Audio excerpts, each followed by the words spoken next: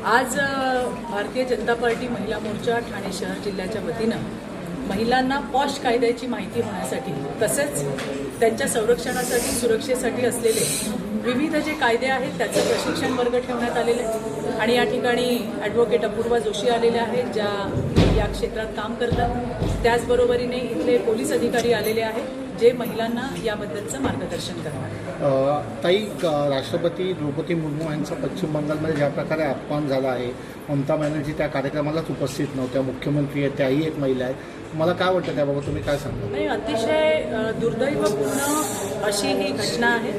याचा पहिल्यांदा तर मी निषेधच करीन।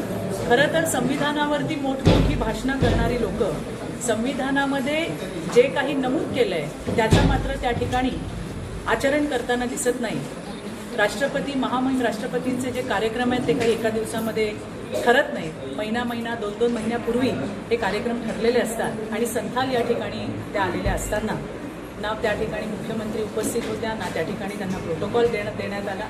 हा जो अनादर आहे हा राष्ट्रपती महामहिम द्रौपदी मुर्मूंचा नाही तर त्यांच्या पदाचा आहे आणि त्यामुळे फक्त संविधानावरती भाषणं करून जमणार नाही।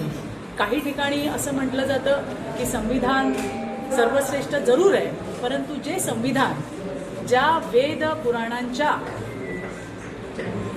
पुराण असेल, शास्त्र असेल यांच्यावरच आधारित असं आपलं जे संविधान आहे त्याला कुठेतरी कमी लेखण्याचा अशा पद्धतीचे घटनासुद्धा किंवा बोलणंसुद्धा झालेलं आहे। तर मला वाटतं तेही चुकीचं आहे, कारण या सगळ्याचा गाभा हे आपले वेद पुराण आहे। वेद आपल्याला मर्यादा शिकवतात, आपल्याला त्या ठिकाणी शास्त्र जे आहे ते आपल्याला संस्कार शिकवतात आणि आपल्याला संविधान जे आहे ते अधिकार शिकवतात। त्यामुळे फक्त अधिकारांवरती आणि कायद्यांवरती समाज चालत नाही। समाज हा त्या ठिकाणी आपल्या नीतिमूल्यांवरती चालतो, आपल्या संस्कारावरती चालतो। तर याही गोष्टींचा त्या ठिकाणी बघणं अतिशय गरजेचं आहे असं मला या ठिकाणी वाटतं। मला जर स्थानिक ज्या नेत्या आहेत, ज्या स्वतः मृणाल पेंडसे ज्या नगरसेविका आहेत, आमच्या भारतीय जनता पार्टीच्या नेत्या आहेत, माझ्या सहकारी आहेत, त्या तुम्हाला याच्याबद्दल जास्त चांगल्या पद्धतीने सांगू शकतील की तिथे नेमकं काय झालं।